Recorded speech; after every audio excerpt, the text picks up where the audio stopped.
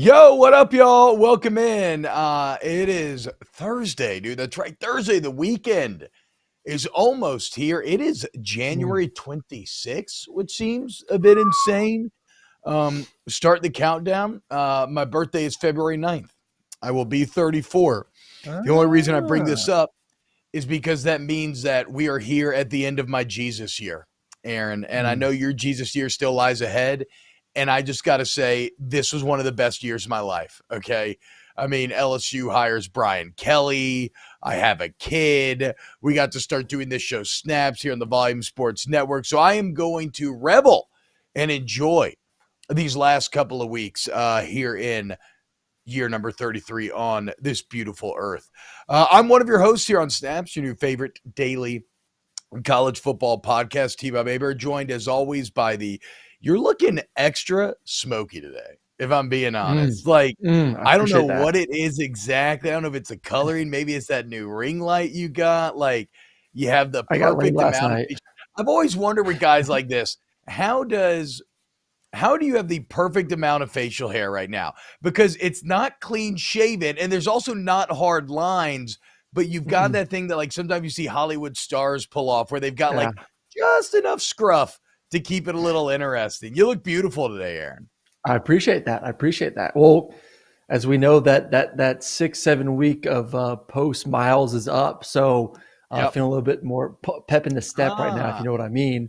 And speaking of um, birthdays, Sharon, like yourself, my wife turns 34 tomorrow, so happy early birthday to Sharon, oh, wow. as she Happy early herself birthday. leaves her Jesus year as well. So, and this is like the Also, fun 8-9 months where I get to tell her that she's 2 years older than me, which she just absolutely hates. But yeah. I just kind of like to I jab was it about in to there. say we got like a little cougar Mm. situation going on here. I love it, dude. I don't know if I love that. Ugh.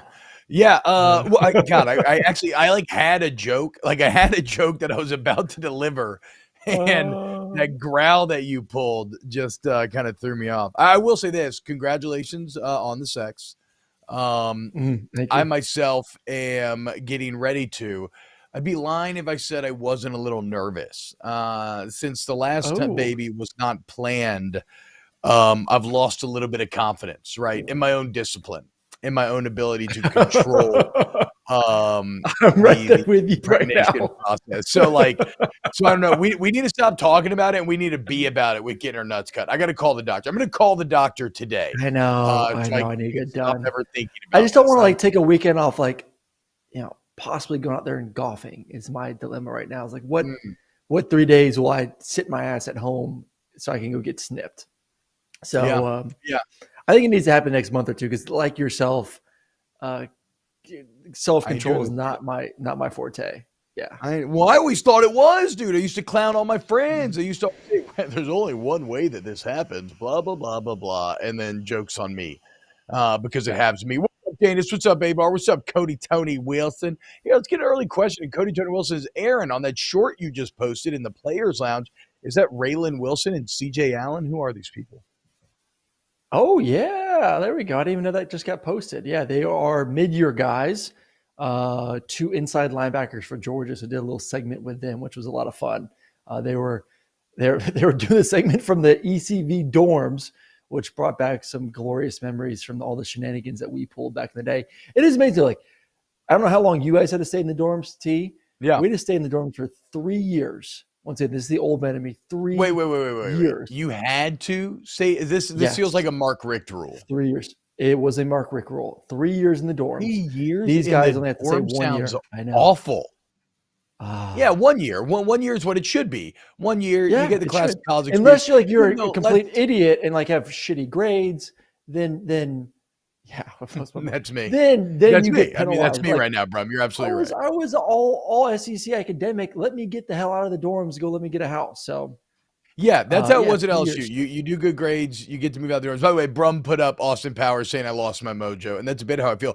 Though I just told you boys, if I look a little extra relaxed today, I just came out of a little 2-hour body work session, right?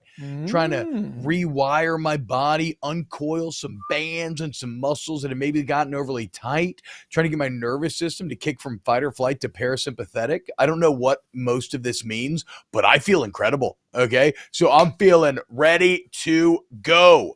Cody Tony Wilson says, T-Bob, I'm still beef with Aaron over the autograph signing. He probably big dogged you. I know how that's going, dude. But no, you stay in the dorms for 1 year, and let's be honest. I'm sure at Georgia, it's probably like LSU, where your dorms were not your traditional college dorms. Right? Like even in my day, and they're way nicer now, but even in my day, you had your own room. You shared a bathroom with only one person. You had like a connected living room that everybody connected to. Like this is not like Notre Dame where you have to go stay in the this is not Notre Dame where you have to stay in the general population dorm.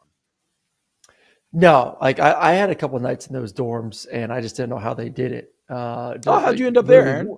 I don't know. Just like I wanted to be, as the quarterback of a university, I wanted to be a man amongst the people. I wanted to see how my fellow student lived. So I would take a couple nights. Male students? I wanted to see how my fellow students live. So I would take a couple nights a week, and I would go to the dorms and see how the other side lived. Wow, a couple a week. I've always wondered about that. Because I was with my wife all throughout college, right? We've been dating since high school. Like when you're in one of those dorm rooms, does the other person watch? Or are they out of the room at the time? Like, how's that work? Okay, can we move on to the next topic? My wife comes down here and like, what, so say that again. What did you say? What?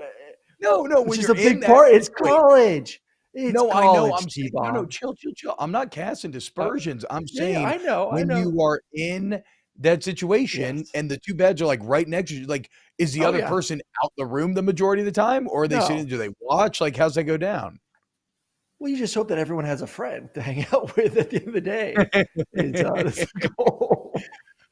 Okay, I like that. A little the bros. Okay, cool, man. Hell yeah. I'll watch if you ever want me to. I mean, you just let me know. Set up your snaps camera in the room. Okay, we should probably. I like Craig Lawson mostly has it right down there. I will say Craig Lawson's got it right in his comment. Every dorm on Baxter is trash. No. Oh, QB. No. QB gets budget.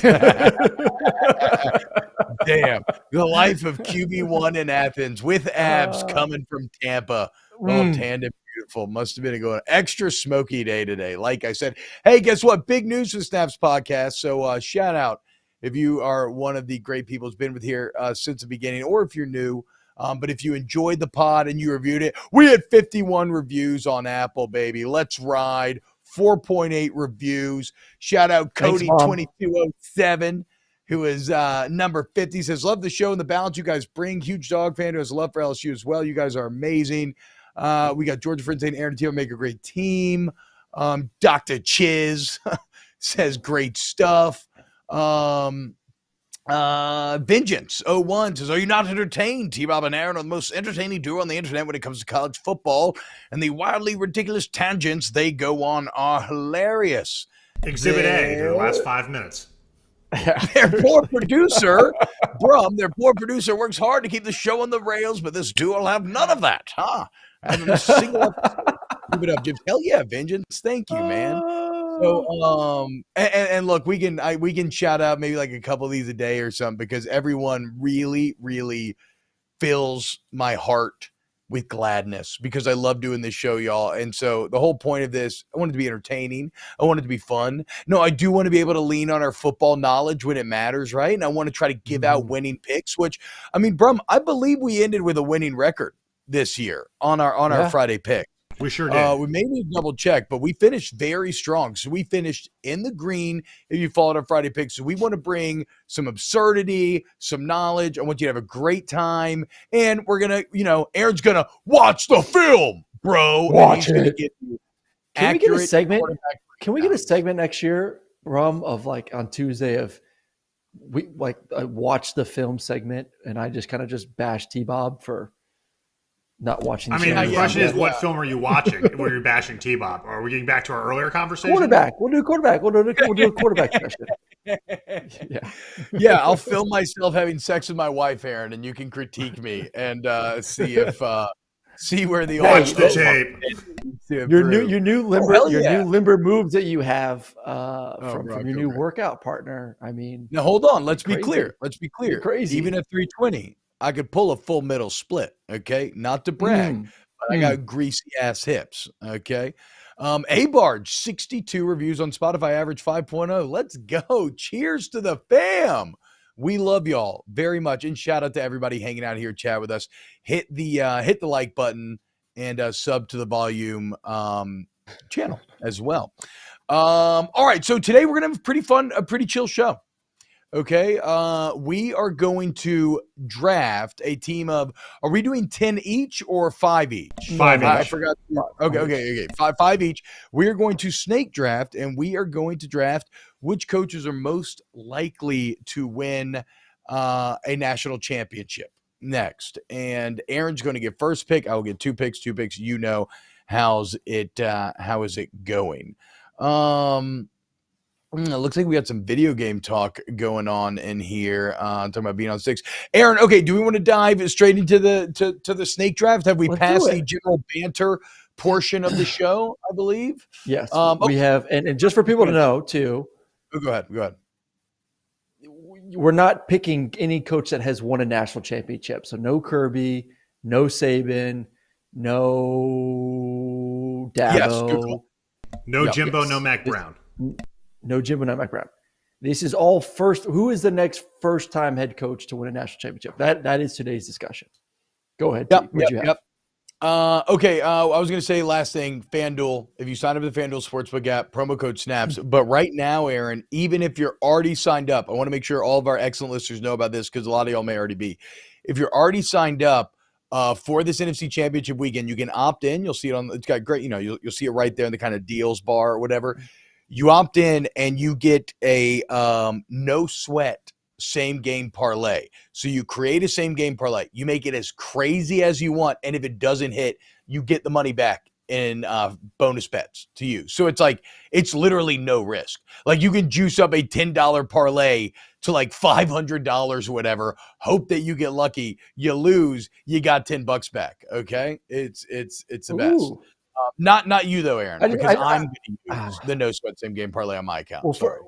I have no faith in you because I set my bet 3 days ago for Cincinnati Bengals were -1. Set my bet to T-Bob, feeling pretty good. Bengals, I thought were going to win the game. And now all of a sudden woke up the next day, T-Bob had yet to put the bet in. And all of a sudden Cincinnati's a +1. So Yeah. Well, you actually flipped it. Cincinnati went from +1.5 to -1.5. So maybe learn how gambling actually works before you come after your bookie like that. I told you, Aaron, we're waiting. What is it at right now? The sharp money's going to roll. Did it go back to Cincy? Yes. Okay. What did I tell you yesterday? Put the bet in. What did I tell you yesterday? When you were freaking out, right now, waiting on the sharp money, Mahomes at home. Are you kidding me? People are going to jump all over that. Now we can go back with Joey B. Joey Ice Cold. I was reading that didn't make sense. I guess it did switch back overnight. Okay. All right. There we go. All right. Let's make it. You're welcome. Let's get to the show. You know what I'm doing? Thank you. I actually have no clue. You could have done the same damn thing 3 days ago. So what? No, relax. Here we go. All right. This is your top 10 college football coaches. Who's going to win a national championship next draft? Aaron Murray, who is the first pick off the board? I have a feeling. I think I know where you're going to go, but let's hear it.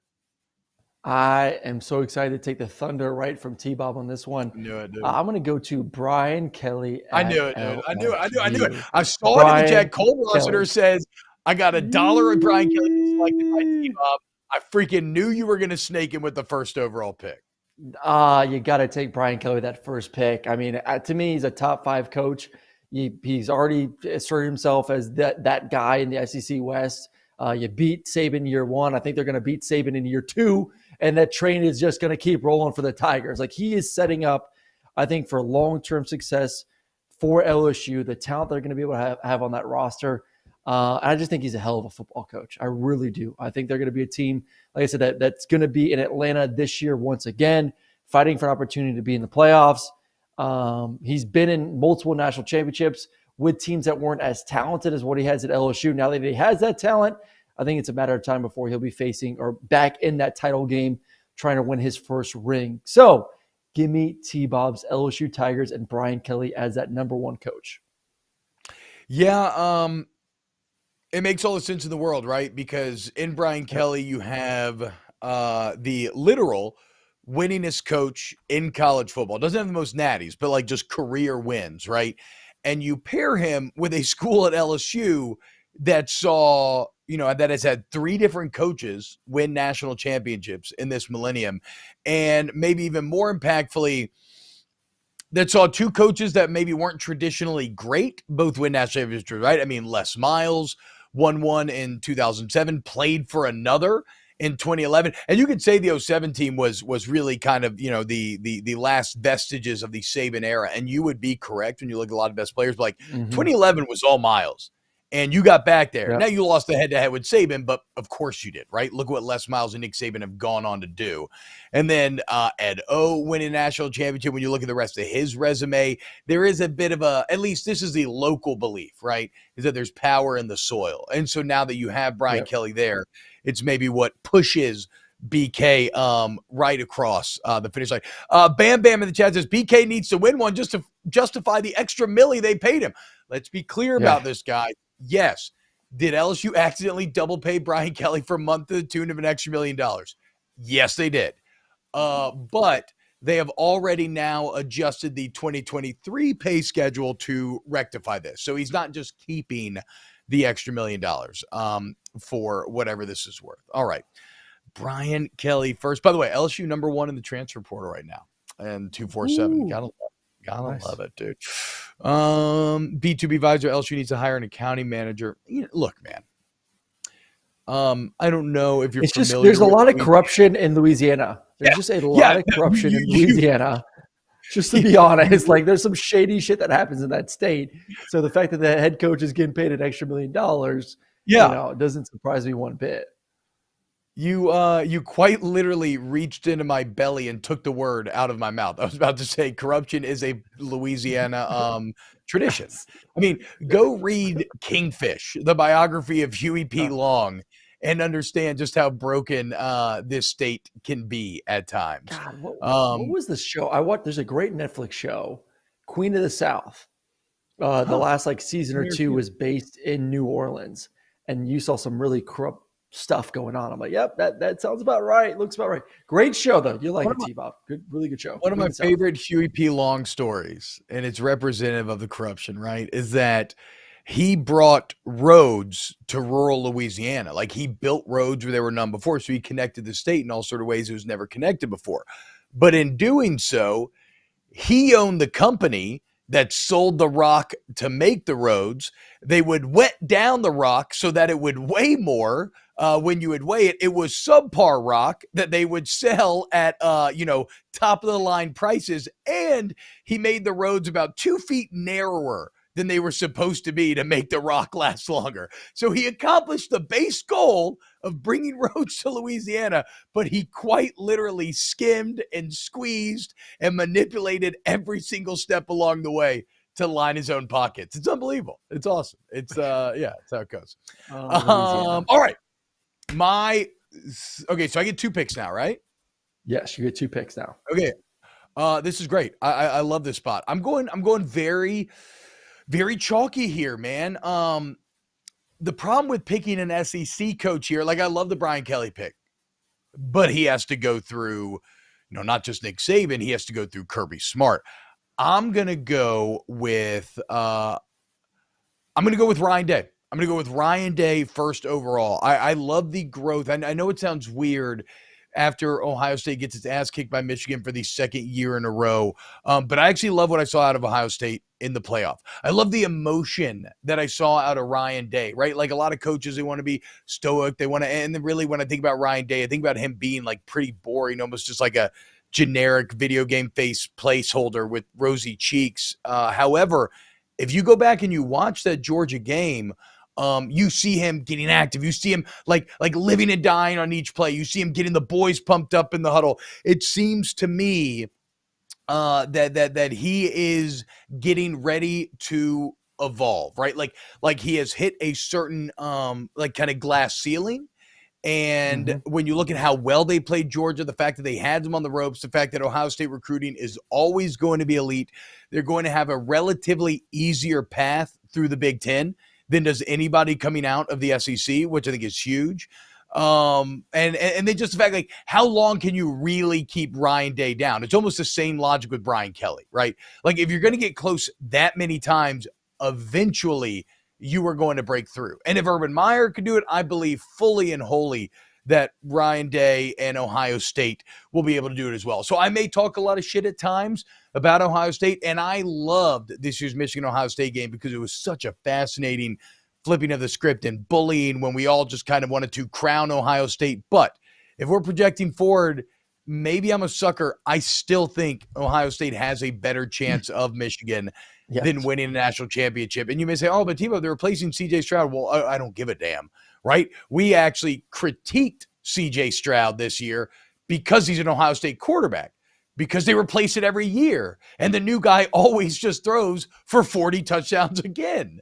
And like, that's a good problem to have. In a day and age where quarterback's more important than ever, if that's the critique, is that quarterback play is so good that we take away from the individual, that speaks very highly to Ryan Day. I think Ryan Day wins a championship next. Well, I think the talent is just, it matches up better against an SEC team. Like, does Michigan have the secret sauce as of right now to beat Ohio State for the past 2 years and possibly for 3 straight years? Like, yes, but does Michigan's style of brand of football, is that good enough to win against Georgia, against Alabama, against LSU? And I would say, no, it's not. Like, yeah, you may win your conference, which is great, but to me, it's not good enough to win a national championship, where Ohio State showed us in the Peach Bowl this year, we can still win against Georgia. We can compete against those teams in the SEC. So now it's just figuring out, okay, what have we done wrong these past 2 years to not be able to win the Big Ten first? So I think it's a great call. That would be my number 2 with Ryan Day as well. Yeah. All right. And then after that, I'm going to stay again. I want to stay outside of the SEC, right? It's just a little bit of sketchy waters. Who has an easy path to the national championship or to the playoff? Certainly you would say, oh, well, Dabo Swinney, well, he's all this. He's already won Natty. So give me Lincoln Riley, right? And this is, and I want to be painfully clear about this. I know that I am at least many times this year, I called myself Le Petit Trojan Boy. But I have no real love for USC. Okay. Like, I really don't. Like, in terms, like, I talk crap. I have family that lives in LA. I talk crap about Los Angeles constantly. I don't like the culture. Every time I go out there, there's some things I like. I mean, bros are bros anywhere you go, but it's like, I'm getting ready with the fellas and they love to accessorize necklaces, bracelets, hats. It's just different. It's just a little softer. Okay. And so USC has to find a way to fix that. But they have a head coach that has proven that all he does is just create Heisman winners. He creates Heisman winning quarterbacks at a clip like we have never seen before. And again, if you're doing that, you're accomplishing 90% of the battle. You're in an improving Pac-12, certainly, and you're going to be in the SEC soon. But you do have next year's window with Caleb Williams. It seems like the perfect, Big Ten. What did I say? SEC. But even that, again, Big Ten's an easier path. But yeah, Lincoln Riley, again, he's another guy constantly close. I mean, can he fix the defense? That's the big hang up there. I don't think we've seen any evidence to say that he can. He's remaining with Alan Grinch here in the interim. What does freak me out about in an intimidating way about the potential of USC is when NIL and everything got passed. I kept, a lot of people be like, watch out for USC. And the counter argument I always got hit with was, oh, well, people don't care about football in LA. That is true. But the population size and the money of alumni is such that 5% buy-in of USC could equal 90% buy-in of LSU, right? So, like, what happens if you get like 20, 30, 40% of the fan base in the city to start getting excited about this team. Well, then all of a sudden you have a pretty unstoppable monster, and you've got Hollywood. I saw Anthony Davis run from the New Orleans Pelicans to the Lakers because he wanted to live in Hollywood. You saw LeBron do it. Like it has an appeal. If you have money, LA is a great place to live. And, well, USC alumni have money to spend. They have their coach. They have a Heisman winning quarterback. Lincoln Riley makes all the sense in the world to me. Yeah, love that at 3. All right, my number 4, as well as you're going to stick outside the SEC because it is an absolute gauntlet to get through Georgia, Alabama, and Brian Kelly, 3 of the best coaches. I mean, if you had to rank coaches of like who's going to win, regardless if you've won or not, I think those would probably be the 3 right there. It's Kirby, the chalk is now off the board. Now it's interesting. Yeah, it's SEC. Yeah. All right, so my number 4. I'm going to go to an ACC school. I'm going to go to Florida State and Mike Norvell. I'm pretty bullish on them heading into next season. I think the reign of Dabo is slipping through his fingers. I think him kind of bullying the ACC is slowly dwindling down. And honestly, I don't like what Clemson has next year coming back. I really like what Florida State has coming back. You talk about a team that won 10 games this year, gaining a lot of momentum. Pretty good recruiting class, but a really good transfer portal class. You talk about LSU being that number 1 class when it comes to the transfer portal. FSU is number 2. So love that for them. Excitement. You're in the Sunshine State, and a couple other things going on in the state of Florida that is benefiting them. One, Florida at the moment is a dumpster fire. Florida is a crap show between the subpar record last year, losing your quarterback, another quarterback arrested, guys transferring out, the NIL fiasco. I think right now Mike Norvell is telling everyone in Florida, in the state of Florida, recruit-wise, Florida is a dead man walking at the moment. Miami right now, I think you especially agree with this one, Miami is still further behind than where Florida State is. So we're talking about the number 1 team in the state of Florida. Right now, with all that talent, they're going to be able to continue to build and build and build and build. Plus, they're in the ACC. I think path to success is pretty easy. I think they win the ACC next year. I think they're going to have a chance to be in the playoffs next year, especially with Jordan Travis there. So that is only going to continue that momentum for the Seminoles. So Mike Norvell, it was a little bit ugly. There are some people calling for his head a year ago saying, hey, maybe Deion will come back to Florida State. He said, F you guys. We won 10 games. You got a quarterback. You're building. I like Florida State. I like Florida State in the next few years to compete to be in the playoffs. All right, let's see what a couple of comments here are saying. D-Wee's talking about Florida State says Jordan Travis should take a step next year. I mean, who's excited for Jaden Daniels, Jordan Travis week 1, the rematch? It's going to be awesome next year. You're going to have 2 top 10 teams in Florida State and LSU. You're going to have 2 quarterbacks that are similar. That now probably Jaden more than Jordan Travis. You're going to be looking for him to kind of push the ball downfield, be a bit more dynamic next year. And these are going to be 2 quarterbacks and programs that enter with supreme confidence.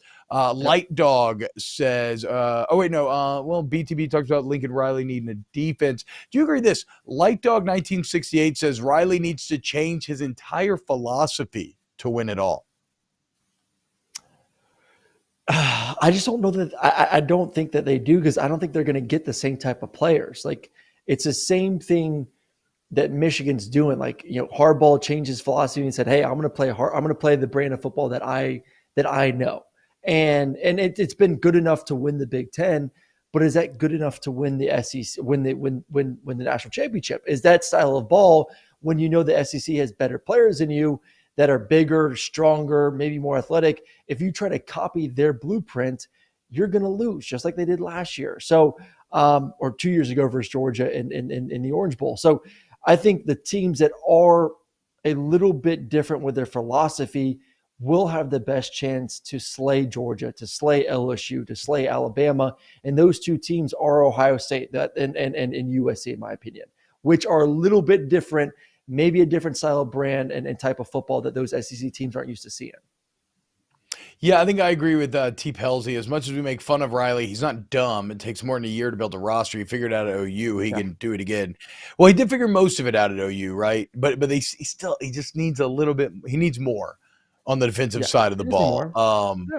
And they should be able to. Pete Carroll had incredible defenses at USC, right?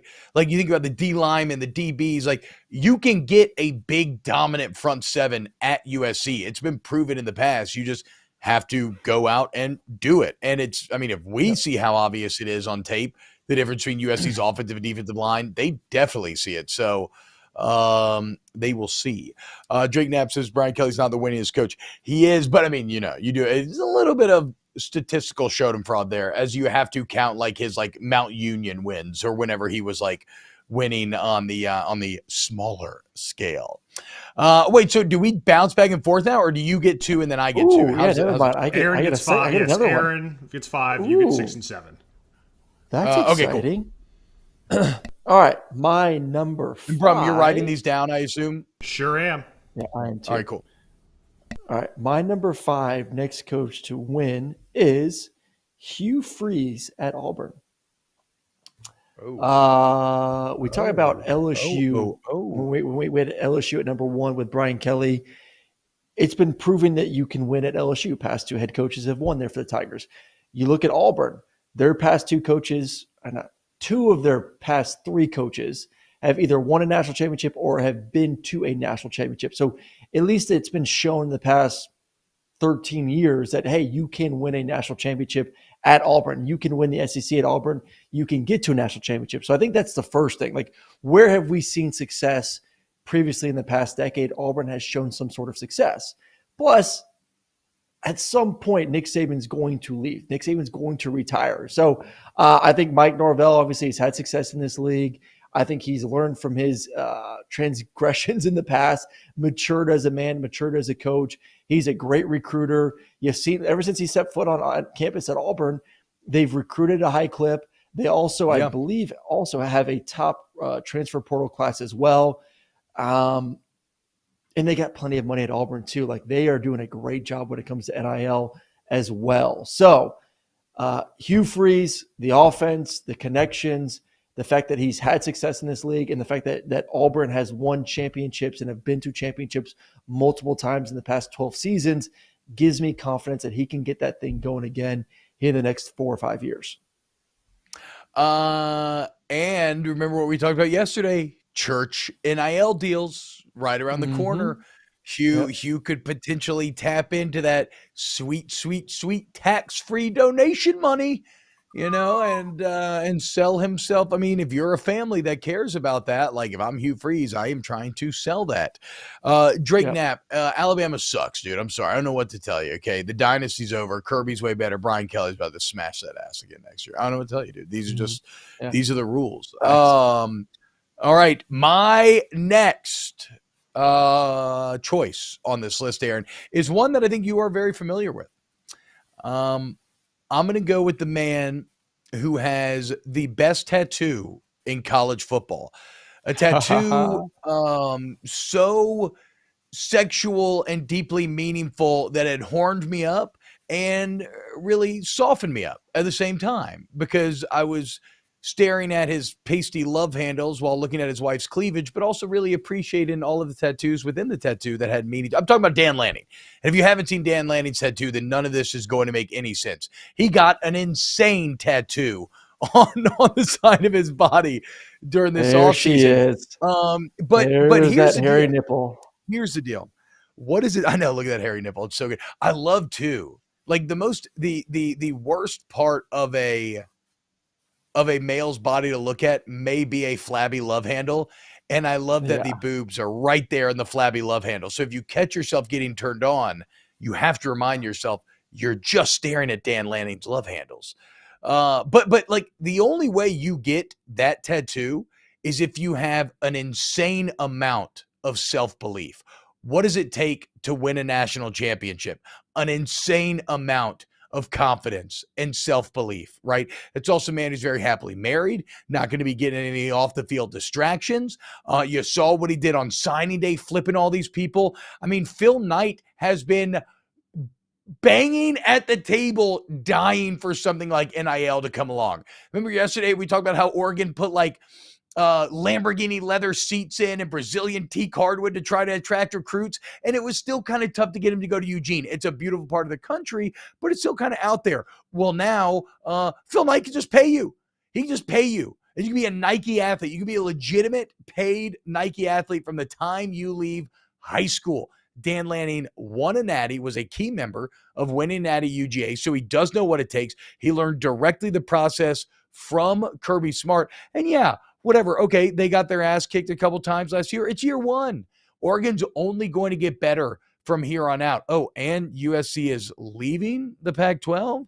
So you're going to tell me that Oregon is just going to rubber stamp a playoff trip every single year once we get to 2024? Like, yes, give me Dan Lanning next on the list to win a national championship. It makes all the sense in the world.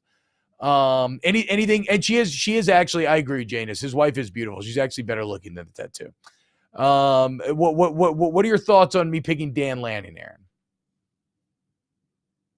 Oh, am I muted or did he mute himself? Yeah, I think he turned his mic off. I think you turned your mic off, Aaron. I think you had to fart and you turned it off. And now you're just miming. You look like my daughter. I went to my daughter's Christmas play the other day. She didn't know the words. She just started opening up her mouth. Blah, blah, blah. All right, I'm going to keep talking until you are ready to talk. Oh, man, screenshot that, please. Bro, that is oh, my God. I got to get my phone out and take a picture of this. Oh, man, it's over. All right. There he is. Hey, I think Bro muted my ass. The only thing can you hear me, T-Bob? Shake your head, yes. Yeah. Sorry, yes, I got you now. All right. I just can't believe when those two teams leave the Pac-12 that Oregon and Washington are going to stay back. Like I think there's more movement. Yeah, that's fair. So that's fair. I just don't know if you're like, okay, rubber stamp, Oregon's going to win the Pac-12. I don't think there's going to be a Pac-12 left in the next year or two. I just don't know. I don't know how they survive with the schools that will remain because there's not many left to go get to add on to them. So to tell me that conference will survive when the Big Ten's where it's at, the SEC is where it's at, the Big 12 where it's at, and obviously the ACC is kind of stuck where it's at because of the contract. So I don't know. I think a lot of those teams will be moving other places, which will make it more difficult to make it to a playoff. But I do like him as a coach. Yeah, there you go. Either way, though, I think also to be clear, if Oregon does join one of those conferences, like I still think Dan Lanning and Oregon will be capable of winning that conference. But if they stay in the Pac-12, a Pac-12 team will make it. Like probably two teams would make it to a 12-team championship, and Oregon would seem perfect to be that team. Yeah. Okay, next, I had a few names rattling around. Right, I'm kind of into Big Hasbulla, Josh Heupel over there. I really like Kalen DeBoer, somebody who's won national championships just on smaller levels, but the chat keeps us honest, right?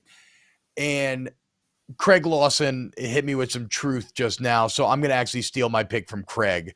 As he says, Lanning and Freeze over Harbaugh is nuts. And you're right, Craig. Like, I got to go back to the KISS method. I got to keep it simple. I'm trying to get a little too fancy flirting with DeBoer and everybody this early on in the draft. Like, the fact that I'm getting Harbaugh at 7 is an absolute steal. Like the man who just played for back-to-back playoffs, just beat the crap out of my first overall pick back-to-back years. Absolutely. Give me Jim Harbaugh at 7 as the next coach to win a national championship. What is it with Michigan that stops us from being able to get there? Why do we not give them the benefit of the doubt against Ohio State? Like, we consistently get played into just shorting them while giving Ohio State credit, and yet – what have you done for me lately? Michigan has been better. Like, what's the deal? Well, I think for me, it's Michigan's won because of their style of football, not necessarily because they're the more talented football team. And I think at the end of the day, talent still wins national championships. Like, you have to be talented enough to face Georgia and Alabama and LSU in order to win a natty. And Michigan may be good enough because of their scheme and more physical to, say, beat Ohio State. But that scheme is not going to win you a championship. Once again, Nick, you have to have the dudes. You have to have the Jimmies and Joes in order to beat the best teams in America. And they don't have that. So at least right now, like, they have good players. They have probably top 10 talent in the United States, but Georgia and Alabama have top 2 talent. So in order to beat that, and so is Ohio State. Like Georgia, Alabama, Ohio State are the most talented teams in America. And talent wins championships. And that's how I'll leave it. Oh. I just had another name pop into my head. But it's not my pick. It is your pick. All right. So I have the next 2 picks here. All right. My next one is going to be Marcus Freeman at Notre Dame. With all this realignment, with all these teams moving to the SEC, to the Big Ten, who knows what happens to the Pac-12, Notre Dame's just kind of where they are. They're independent. And I think you have a really, really, really good coach, a great coach, honestly. Like I had the opportunity to talk to Marcus Freeman a ton when he was back at Cincinnati. And just every time I left the meeting, I was like, this guy's going to be a stud. He's going to be a premier head coach in college football. And he is a stud. He is a stud. He's a good-looking man. He is a stud. Well, I'm saying he wasn't a head coach at the time, but he's a very good-looking guy. Anyways, kids love him. Kids want to play for him. He's obviously kicking ass on the recruiting trail right now. I think they have a top 10 class at the moment, number 9 class in all of America. They can build their schedule however they want to build their schedule. And now all of a sudden with a 12-team playoff on the horizon, they're going to have a really good shot every year to get in because they don't have to go through a conference championship to essentially lock in a spot. So, will that hurt them when it comes to maybe getting a bye? Yeah. But at the end of the day, all that matters is can you be one of the top 12 teams in the country? And they're going to be in a spot to be one of those top 12 teams, I believe, each and every year. So there you go. Marcus Freeman at number 8. Thoughts? So I don't hate it. I certainly danced around Freeman in my head. And I mean, if remember that the big game Booner graphic that we were talking about yesterday, the 100-win club over the past 10 years, the 90-win club over the past 10 years, like right now, everybody in the 100-win clubs either won natties or has been selected. Notre Dame is one of the few teams in that 90-win club that was still available. So I get everything you're saying, but we are talking about getting across the finish line of a championship. And I still wonder, does Marcus Freeman run into the same ceiling that Brian Kelly did, where because of the academic requirements, because of the fact that you're recruiting from, airplanes as opposed to just like driving from school to school around you because you got to go all throughout the country, like can he overcome what not even Brian Kelly could not? Because remember, Brian Kelly left a potential playoff team to join an under 500 LSU team to chase a natty.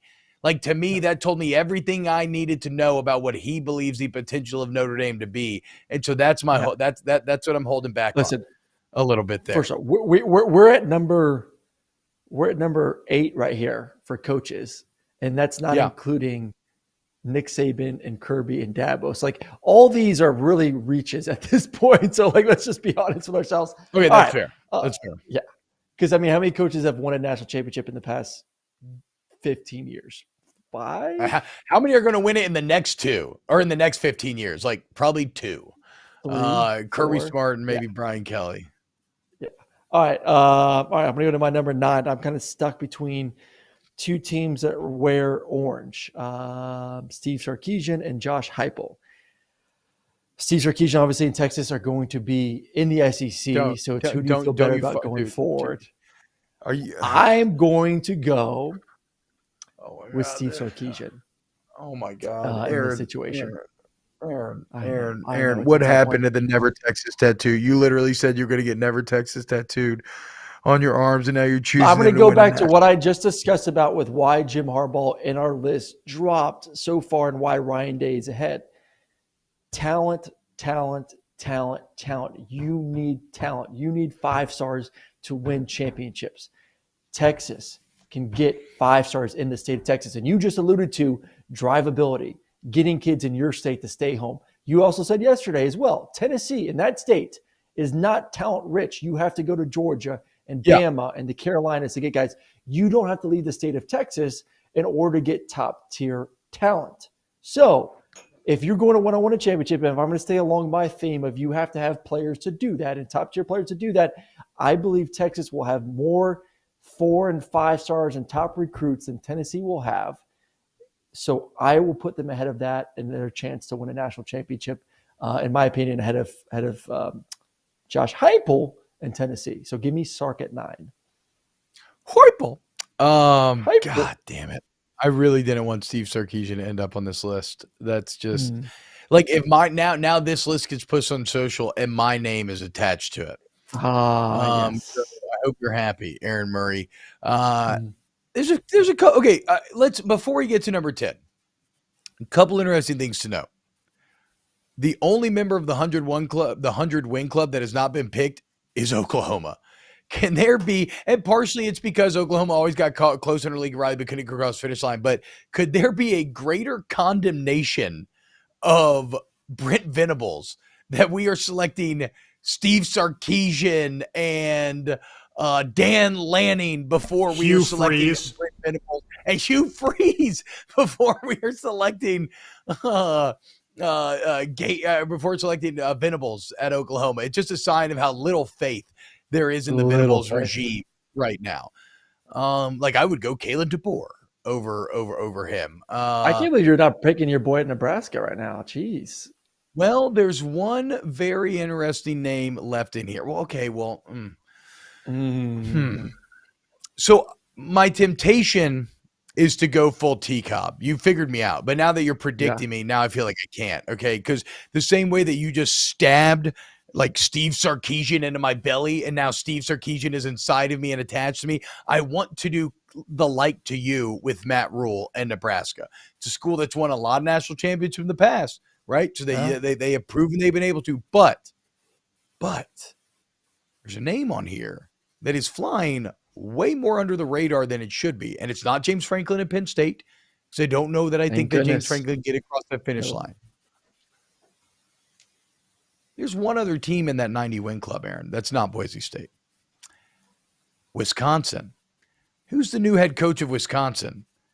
A coach who went to the playoff when he was at Cincinnati and put together a true NFL defense.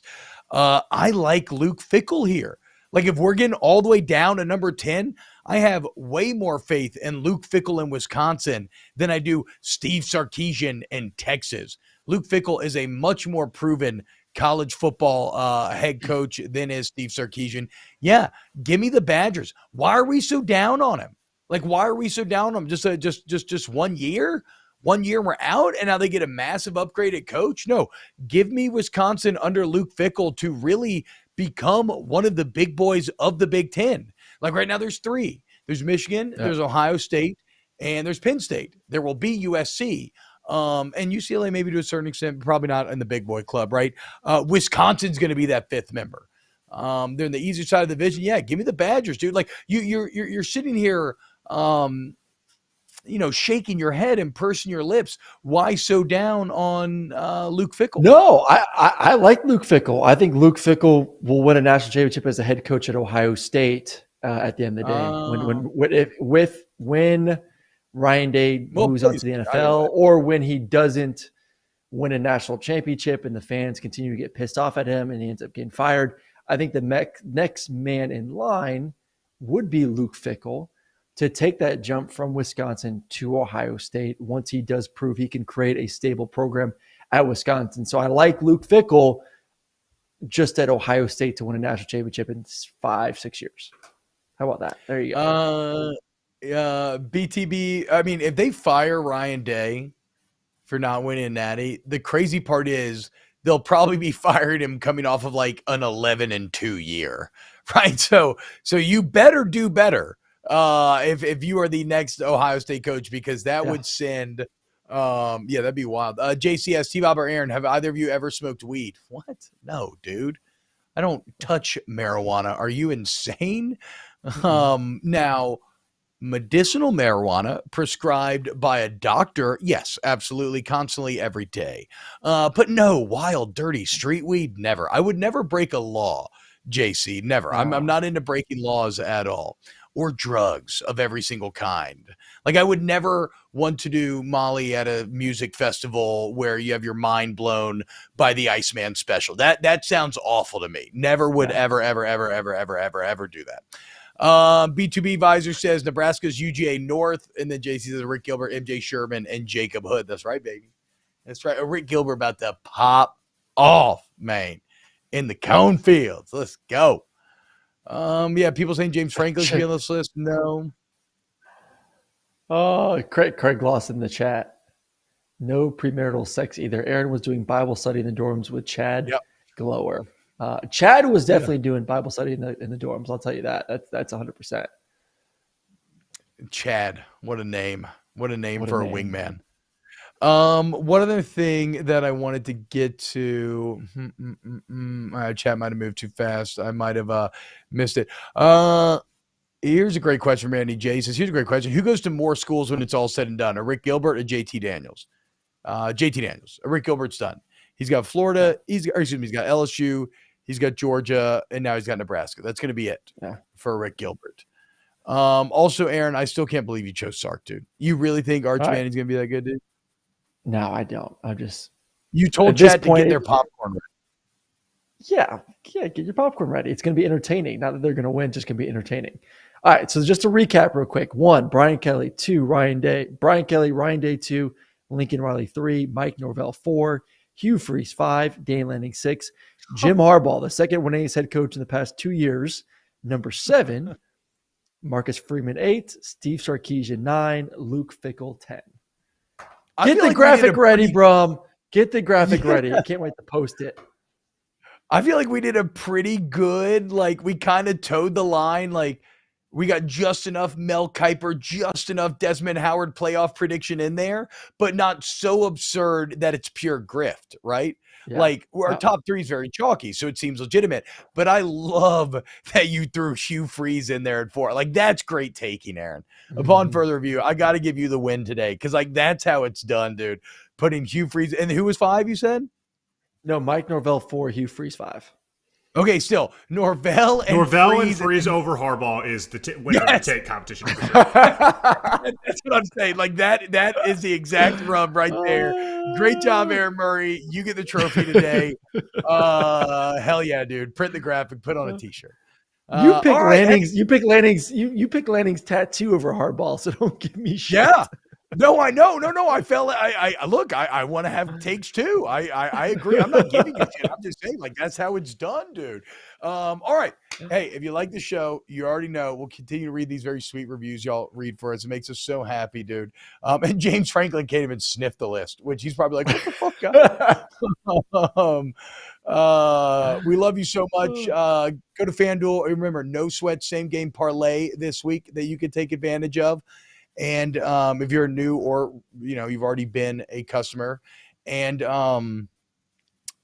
the like button, subscribe to the channel, wherever you listen to pods, Spotify and Apple. Hell yeah, we love having all those great reviews on both. When you review it, it helps kind of spread it out through the robots. So thank you for that. And it always bums me out on a Thursday, and I just extend it by rambling on and on because I know I'm not going to see y'all for a few days. Next time I see you, I will be in Mobile, Alabama. That's right, dude. Let's go. So looking forward to checking in live from Senior Bowl practice for snaps over the next week. And Aaron, you will be missed. You will be missed for sure. I wish you could be there with me. But we'll be together digitally. Wait, is it next week? Yep. I won't be. I'll be here next week. No, sorry. I mean, No, I know. No, we're still doing the show together. I mean, I wish you could be there in person because it is just going to be, if it's anything like last year, it is going to be a constant drinking. So wait, Senior Bowl is next week. I may have to go by. I thought it was the week I was on vacation. Let's go, dude. The game is when you're on vacation. We went over this 3 weeks ago. Game? I'm leaving on Friday. I'm not going to the game. All right, I'll make a trip to Mobile. Let's have some fun. Let's go, boys. Yes. All right. A huge thank you, as always, to Aaron Murray. Huge thank you to Ryan Brumley, our fearless producer, Pat Gunner, Paul Farrington, Danny Cardenas. We love y'all very much. T-Bob, what TV are you watching right now? Any recommendations? The only thing I'm watching right now, I'm rewatching Rings of Power, which I'm really, really loving. But Last of Us. I saw some chat about it. Last of Us is good. I would recommend it. And I never actually played the game, which is surprising. All right. Y'all have a great day. And we will see you Monday for brand new snaps.